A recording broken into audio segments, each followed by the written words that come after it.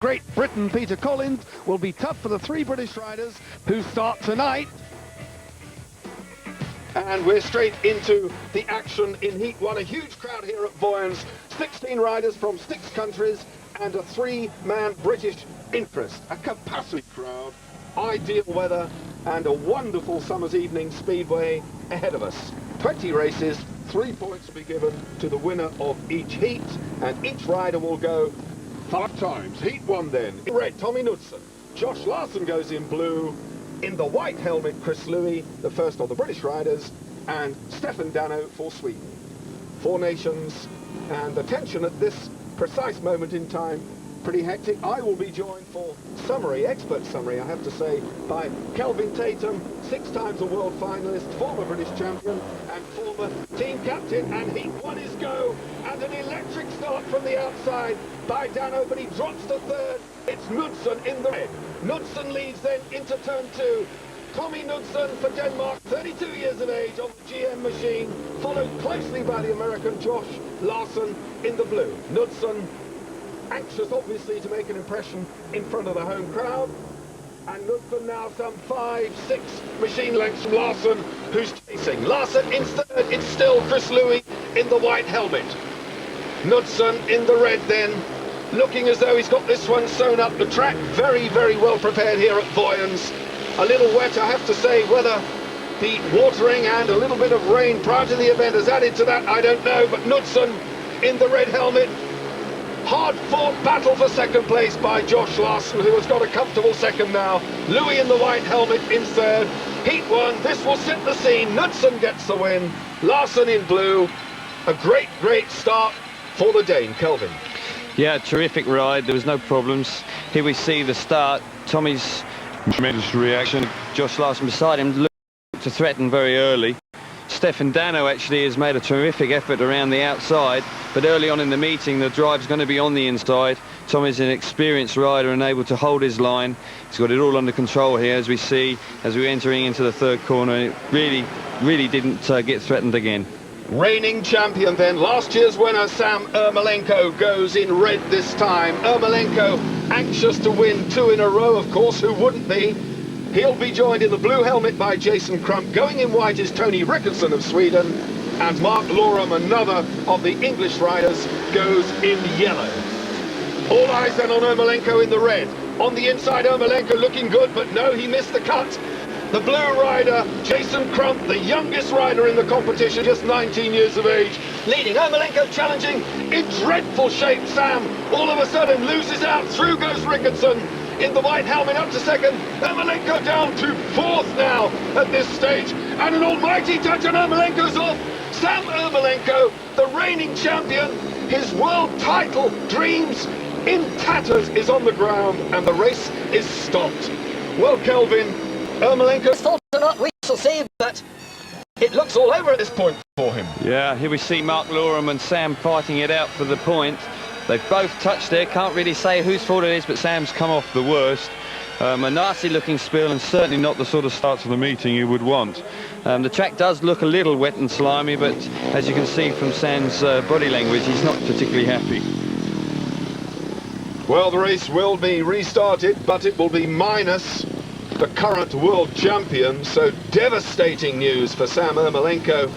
Eliminated, so 3 riders go then. Jason Crump for Australia. In the middle is Tony Rickardson, and on the outside, riding in yellow. Look, watch Rickardson in the middle, watch Crump as well, the 9th youngest rider in the pack. Not going well. The blue rider, Dirty Crump, it's Crump. Crump leading, the white helmet there.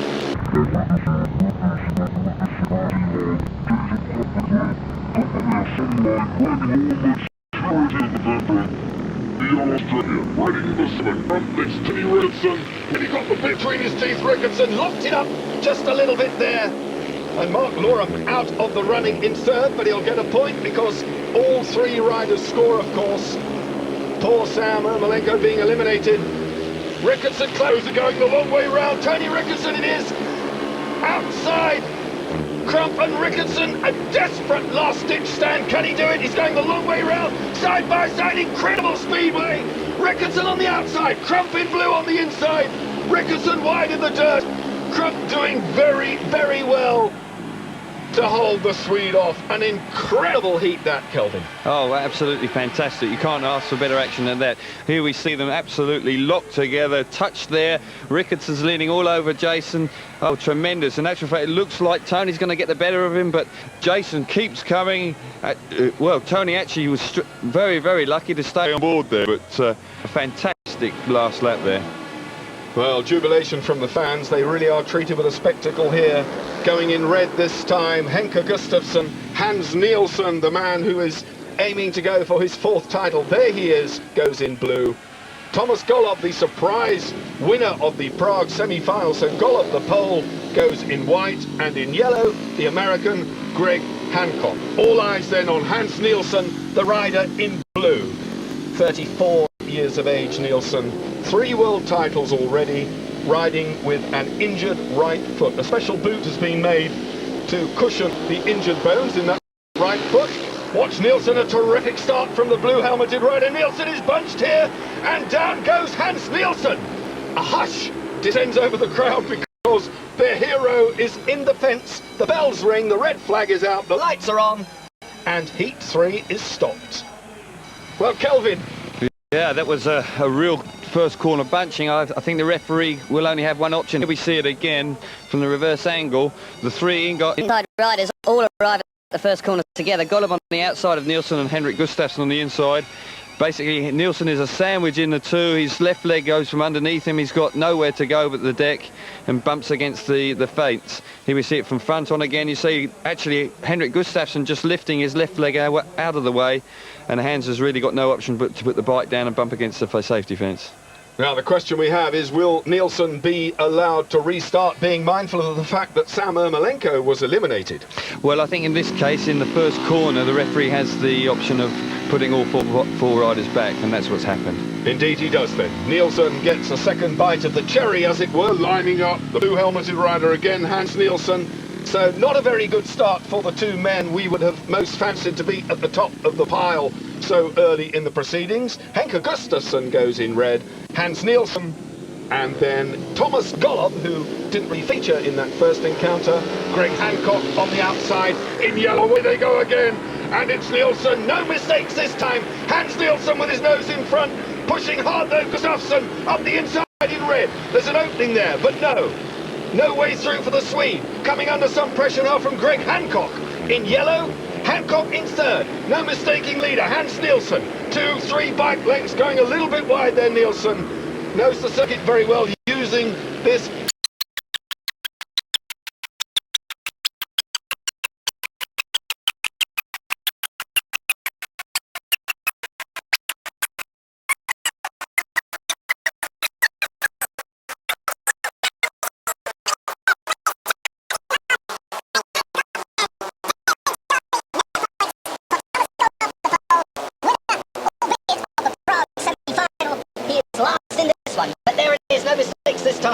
from the 3 times world champ. Nielsen heads for the line and gets the checkered flag. Hans Nielsen, a star-studded win. I think he used every ounce of experience there, Hans, coming out for a second chance, obviously hitting the fence first time. He would have been ruffled by that, but here we see the second start. He's lifted slightly, but he's managed to keep it under control. A textbook start into the first corner. Golob close to him challenging, but really he made a beautiful first corner here. Henrik Gustafsson shows briefly, but from now on I think he's got everything under control. Oh, breathtaking stuff. Heat 4 shaping up for the line then. Going in red will be Jan Stekman from Denmark, and Long Eaton making a certain amount of history, in fact, as the only Division 2 rider, certainly in recent years, to qualify for the World Final. Marvin Cox goes in blue. Peter Svist, the Pole, goes in white. And Craig Boyce, the 27-year-old Australian, rides for Poole, is in yellow. Stekman, Cox, Svist, and Craig Boyce. The Australians, of course, noted for their speedway talent. Craig Boyce, no exception. Watch Stekman in red on the inside. The tapes go up. A great start by Marvin Cox in blue. So Marvin Cox, who actually does his Speedway riding. Oh no! Steckman into the fence. A desperate first turn for Steckman, and this Kelvin, the race is stopped again. Yes, Jan Steckman was just overcooking it there. He actually high-sided but wasn't able to get away. Here we see it now. He's overcooking it there. You can see the bike high-siding him the wrong way. He's now completely out of control. He's not able to get clear of his machine, and he's now actually just rushing towards the safe defence at a rate of knots. It's a nasty-looking accident. Unbelievable stuff from Jan Steckman, who happily gets up and walks away from that incident, and having headbutted the fence at something in the region of 65 miles an hour, I am amazed. But breathtaking Speedway, Steckman in all sorts of trouble here. Weight all in the wrong place, he's lost it, he's not away from the motorcycle. Another fistful of throttle, tries to get it close, another big handful, and lures himself into orbit, heading towards the fence. And what is going through Steckman's mind at this minute? Oh dear, into the wall though. Steckman happily, damaged helmet, but quite fit and ready to go. So Jan Steckman unbelievably takes up his place on the inside. Marvin Cox again in blue, Bill Smith the pole in white, and Craig Boyce in yellow. We're only 4 races into this, but this is indeed breathtaking world final material. Again by Marvin Cox, the rider in blue. Round the outside though, in yellow goes Boyce. So the Australian having a better time this time out. In heat 4, Craig Boyce leads, Cox up the inside in blue. Then it's Steckman in red, who's got to be a bit detuned by headbutting the wall, but still he is there. Jan Steckman has relegated the pole in the white helmet down to 4, so Steckman will at least collect a point. The 3 points though, looking as though they are going to Craig Boyce in yellow. Marvin Cox in blue has other thoughts, but he drifted a bit wide there, almost left a hole for Steckman. Cox really powering very, very hard indeed. Round the outside of Craig Boyce, it's going to be a sprint, and a terrific ride by Marvin Cox, who steals the thunder and gets the lead. Off comes the tear-off lens into the turn. He knows he's done enough, I think. Craig Boyce fighting back. Marvin Cox, well, what can I say? Oh, tremendous ride from Marvin. Looked like Craig had it all sewn up, but after a couple of laps, Marvin obviously tried a different line round the outside, and here we see it now. He gets the drive off the corner, he's got his wheels in line and catches Craig a little bit unawares, but a tremendous pass, and certainly a superb feeling for Marvin to come out and come from the behind to win his first ride. Smashing. Well, there you have 4 riders having won their first, all riders having gone, of course, now, so the 4 riders on maximum. And heat 5 will come to the line, and going in red again is Craig Boyce, who was just out in the previous outing, so to say he's familiar with the circuit is pretty obvious. He was the last man on it out of this bunch. Boyce, Knudsen, Ermolenko, and the Pole Golub in yellow. Sam Ermolenko in white has got an awful lot to do because his hopes have gone. He is having a very unhappy night indeed. Sudden Sam in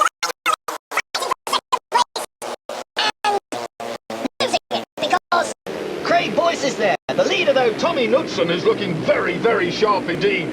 Tommy Knudsen, there's a dice between Boyce and Ermolenko, and Boyce has got the inside advantage and fills Ermolenko in no uncertain terms. So Sam Ermolenko on a 1 solitary point position at the moment. Craig Boyce, the 27-year-old Australian, having a superb ride, but look at Tommy Knudsen out in front. The blue helmet of Knudsen driving hard in the sunshine here at Vojens, having a terrific ride in front of the home crowd. Knudsen then 3-4 bike lengths. Boyce challenging, but I think it's all but sewn up. Fantastic ride for Knudsen. That indeed was a terrific one. Yeah, Tommy looks really sharp. Two starts, 2 wins. But here we see real action in the race. Boyce and Ermolenko. Ermolenko obviously desperately needing points after being excluded in his first ride. But Boyce is still hanging on here. We see Ermolenko just drifting out too wide and overcooking it. And Boyce has managed to hold on to second place. But tremendous action again. Heat 6 gave the first win of the evening to Henke Gustafsson, the Swede riding in the blue helmet, chased home by Tony Rickardsson, and Rickardsson unable to really get in touch with the flying Swede. Heat 7, a great start again by Nielsen. Nielsen in the red helmet looking at this point in the competition absolutely invincible. The man who came home in second place was Jan Steckman. Poetry in motion indeed it is for Hans Nielsen, holding the joint lead in the competition with Tommy Knudsen, fellow countryman Henke Gustafsson and Greg Hancock from the USA. And Nielsen goes in heat 9 in the yellow helmet on the outside. A great deal of thought going into this. Tommy Knudsen goes in white, Peter Svest and Tony Rickardson on the inside gate in red. Nielsen doing a bit of gardening, getting the grip right. Kelvin, quickly. Yes, he's just trying to find the best spot he can in the starting area so he can really fly out the start. A lot of work then for Hans Nielsen to do, because he knows that all Danish eyes are on him and he possibly has the worst draw out there in the yellow helmet position. The man on the inside, Tony Rickardson, but what an incredible start for Hans Nielsen. Unbelievably quick out of the gate, straight across the front of everybody. Pulled a wheelie there, lost the drive just a touch. Rickardson fighting back. The red helmeted rider, Tony Rickardson then from Sweden in second, but Hans Nielsen, having overcome that little setback earlier in the evening, is now leading. A look over the shoulder just to see how close the opposition is, and it's looming large in the shape of Tony Rickardson in the red helmet. The white helmeted rider, Tommy Knudsen, in third, and this is not good for Knudsen. Knudsen, having had good rides earlier on, is in a third place position. It was always going to be a hot heat, and Nielsen is out there. Hans Nielsen then leading on home soil, and right behind him, Tony Rickardson for Sweden. The Scandinavians absolutely fantastic at this sport of speedway, and Nielsen gets the win. What a gate. Tremendous start from Hans there. Pressure was on. Tommy had won his first two rides looking really sharp, and Hans found a really good spot and absolutely rocketed out the start. Here we see it again. He's just pointing slightly inward, but he's left Tommy, or he's cleared him easily, and he's actually in front of Tony Rickardson comfortably. So that was an absolutely brilliant start from Hans. Up to the line then for heat 12, and this could be action-packed. We have two Australians versus two Swedes. In red goes Craig Boyce. Stefan Dano, the rider, in blue. Henke Gustafsson in the white helmet. And young Jason Crump, fellow Australian then to Boyce, goes on the outside in yellow. Heat 12, a lot to go for, and both Crump and Boyce have turned in brilliant rides thus far in the proceedings. And similarly, Henke Gustafsson in white, there on 5 points. So he's got to be the fancied man in this. But on the inside from the word go, it's Boyce with Stefan Dano neck and neck. And look at Gustafsson, Stefan Dano out of the reckoning. This is an incredible race already for Boyce, who's got his nose in front. The battle, though, Kelvin, all about second, I think. Yeah, the two Swedes locked together. It looked like Stefan had made a brilliant first corner, but didn't quite pull it off. But Henrik now has got the measure of Stefan, is settling down into a regulation race. But very exciting first lap. In red, then, Craig Boyce leads. The Australian in second place, Gustafsson for Sweden. A lot of his fans are here as well, I can tell you. Blue and yellow flags all around this Vojens stadium. Boyce and Gustafsson, it's about these two. Third place now, a sultry third for Stefan Dano. And Jason Crump, and I cannot say outclassed, but remember the young man is in his first world final appearance. And all the way then to the flag, Craig Boyce, a good ride for him. Yeah, tremendous ride for Craig. That was a tough heat. Gustafsson on 5 points, looking good. Here we see it as they come down the back straight for the first time. Craig's got a bit of drive and was able to squeeze between the two Swedes, and then Henrik was able to follow through. But Craig's looking really good, and he's had a good season so far, and at the moment he's on top form. Heat 13 delivered a good ride again for Greg Hancock, the American, coming on very strong. Britain's Marvin Cox, based in Germany, came home second, and Knudsen failed to score. Heat 14 then.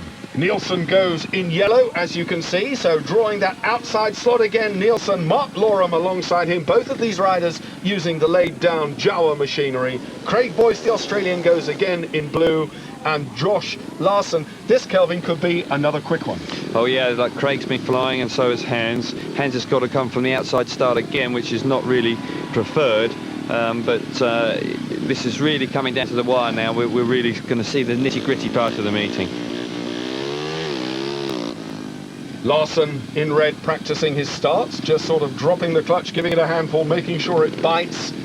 These machines, I remind you, for those of you who aren't Speedway followers on a regular basis, have no brakes, unbelievably no brakes. 500cc, single speed, a clutch, a throttle, a pair of bicycle wheels and an awful lot of horsepower. That's all you have on a Speedway bike. Watch Nielsen in the yellow from the outside, but look at the starting tactics of Boyce in blue. What a grand Nielsen! Nielsen is down again, the second time this evening. The 3 times world champion bites the dirt. Now, Kelvin, it's got to be our information man on this one, because just what happened? Yeah, Hans has lifted too hard here and he hasn't really made a clean getaway, and Mark Lorem in white has got there in front of him and they've just touched now, and Hans only needs a touch there and your left leg goes away from you and down you go. This could be the world final right here. His chance could be gone here. A dejected Nielsen shaking his head almost as though he has heard the news that he will not be allowed to restart because he has been excluded from the rerun. So this competition suddenly is wide open. A thoroughly despondent Hans Nielsen on the long walk back to the pits. Is he seeing his 4th world title hope gone into the weeds? Josh Larson goes in red. Craig Boyce and Mark Lorem. It's really opened it up now for the rest of the 16 riders in this 1994 World Final. Boyce on 7 points. Lorem in white. It's another dynamic start. The clutch hammers home. The back wheel grips. And Boyce is away. In the blue helmet then Craig Boyce. Josh Larson is bringing up the rear and chasing hard. Britain's Mark Lorem, winner of the semi-final at Bradford, riding also with foot injury on his left foot as it happens, sustained, or rather ankle injury, sustained just over a week ago. Lorem having a really good go around the outside, but Boyce is having to close all the doors. Ride a tight line. If the Englishman is going to do it, he's going to have to do it the hard way, and do it the hard way he does. Incredible Speedway action from the white helmeted Mark Lorem. Boyce is fighting back. You will not see a finer Speedway race than these two. Tooth and nail, they go at it. Boyce sees the opportunity and dives through on the inside of Mark Lorem. Unbelievably breathtaking stuff. And Boyce in the blue helmet gets the verdict. I have to take a breather. Yeah, what a race. Mark Lorem did all the hard work and pulled a brilliant manoeuvre on Craig to pass him up the inside, and then it looked like his bike just misfired. Here we see Mark up the inside, got an extra bit of drive, they just touch. Whether that caused his bike to miss a beat later on, we don't know, but he's got past, he's forced his way past Craig Boyce here, and it looks like from now on he must win the heat. For some reason, I don't quite know why, his bike hesitates later on and Craig gets it. You would have thought after that heat 15 could be an anti-climax, but it did in fact bring a British win for Chris Louis, the rider out in front. So Mark Lorem was defeated in 14, but Chris Louis came home for 3 points in heat 15. Heat 16 was not exactly a formality for Tony Rickardson, but after a hard-fought first bend, Rickardson came charging through and took the win from Jan Steckman. Jankowski, riding as a reserve, came home third. Stefan Dano did not score, but Rickardson now really meaning business, knows he has a night's work to do, and absolutely powers his way to a Heat 16 win. Heat 19 comes to the line and action-packed. This has to be all the way. A tremendous significance in the standings. Louis goes in red, Hancock in blue, Craig Boyce goes in white, and Kelvin, look at those points. Well, this is the world final here. Hancock, Boyce. Very, very tough heat, and this is when it comes down to who really wants it more than everybody else. So we could see the title wrapped up in this race, Heat 19, the penultimate heat of the evening here in Vojens, and it's very much between Boyce and Hancock as to which one of them comes home and gets the 3 points in this heat. In blue then, Greg Hancock. In the white helmet, Craig Boyce. Tony Rickardson nearest the camera on that distinctive, and there you saw a good shot of that laid down engine that he's using. and Chris Louis, the Ipswich rider, goes in red on the inside. Those two riders in the middle of the gate know exactly what significance this heat holds, because if either one of them takes the win, the 1994 World Individual Speedway title is his. And down goes the head of Greg Hancock, but not as hard as the head of Craig Boyce in white, who has been passed by Rickardson. And this has really put a spanner in the works, because Rickardson, we were discounting him. We were looking at the two riders in second and third as possible winners. We discounted Tony Rickardson coming from the outside gate. This is sensational. Well, that really opens it up again, but Tony didn't really make a good jump, but he made a brilliant swoop round the first corner, and it's just left them for dead. This also brings alive the hopes of Hans Nielsen waiting in the wings, because he rides in Heat 20. He yet has a chance to clinch that title when he must have thought it had gone. Rickardson has really thrown it wide open. Chasing hard is Boyce. He can't take the win, but he can get 2 points. That will put him level. Oh my goodness me, we could well, if Nielsen delivers in Heat 20, we could well have a three-man runoff for the final, and I can't remember the last time that happened, Kelvin. Well, that happened back in '85 at Bradford, but those two riders know now that at least they have a runoff to win the World Championship. Here we see Boyce making the start. Tony Rickardson's made a superb move in the first corner around the outside of Craig Boyce, and really the two guys on the inside just didn't appreciate that, and Tony's gone clear, and as I say, he's put himself back in the reckoning. What will be going through Hans Nielsen's head at this precise moment? Nielsen sits there with a chance of a three-man runoff for the final, and that will be sudden death in that the winner will take the big prize. But to do that, Nielsen has to take the... What sort of thing's going through his head? Well, you know, he's been in this position before. I'm sure that he'll exactly what he needs to do. He'll be going through his normal routine, not going to do anything too special, just wants to concentrate, make sure that he can find the best bit of dirt he can, and make sure that everything's under control. I think he's just going to block out the other three riders. He knows a win it's absolutely everything. He must win the heat. I feel that you know, he'll know exactly what he's got to do. In red, Ermolenko. In blue, Marvin Cox riding for Germany.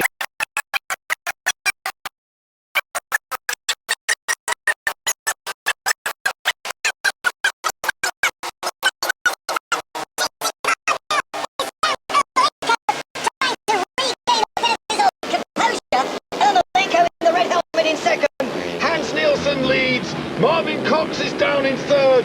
Cox then having a go for second place, but he's away in the loose stuff. Nielsen a copybook start. Now we're going to see some fireworks. Yeah, we sure are. The test of character there for Hans, it was brilliant. Superb start. And this is thrown wide open. If his bike keeps going, he doesn't have any mechanical problems at all. We're in for a three-way runoff, which was a fantastic finish to the meeting. The champion's hopes live again. Hans Nielsen could make it 4 world titles. He has to win this heat, which now appears to be a formality. Sam Ermolenko is coming home for 2 points in second place to round off a very, very unhappy evening for the American, the Wolverhampton-based American. But Nielsen, the Coventry rider, 3 times world champion, goes forward into a 3-man runoff, and fans could not be more pleased. First start under a massive amount of pressure here. Clear of all 3 other riders. Into the first corner. He has a slight lock there and a little bit of a lift, but he's managed to control it. And look at the Danish people. They're absolutely delighted. Here we see it from the reverse angle again. Hans has lifted it a bit, but he's managed to control it. All his body weight forward over the handlebars. Full throttle into the first corner. Just locks a bit there and lifts again, but manages to keep it under control. And he gets away clear and puts himself back in contention. So, Nielsen then goes through to join Boyce and Tony Rickardson in the 3-man runoff for that trophy. Kelvin, that's what it's all about. Is it really? Of course, it's really the big one, but how important is it? Oh, it means everything to the riders. You know, this is what they dream about, all the hard work, the time on the road, all the league racing. This is what it comes down to. And, you know, the atmosphere in there is just, you could cut it with a knife. An intense moment for Hans Nielsen, sitting there, as Kelvin said earlier, trying to block out everything but the race itself. That's the draw. You saw the riders pulling their positions out of the bag. Boyce goes in red. Nielsen goes in that white helmet spot, and having just won the heat from the middle of it, he must feel surely that he's in with a chance.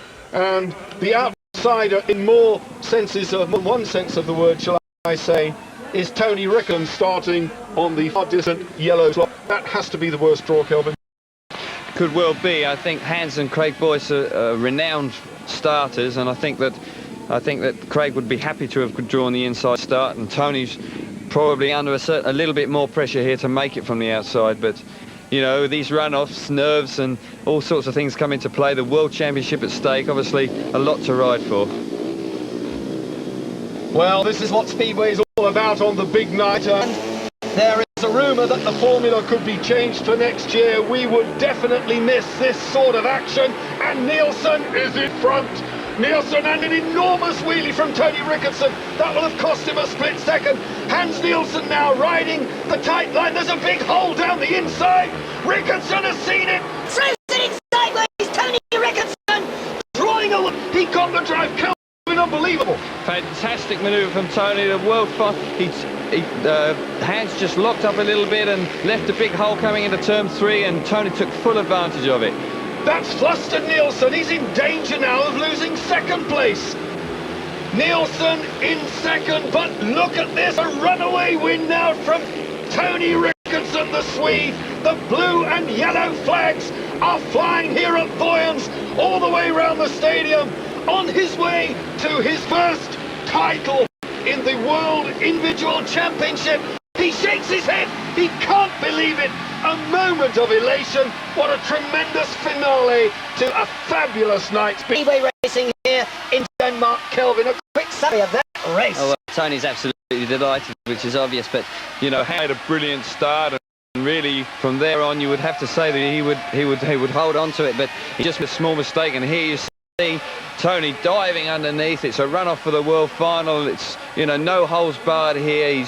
He's actually a clean manoeuvre, but he's taken Hans by surprise, and Hans can't believe it, but within a few meters he's drawn away.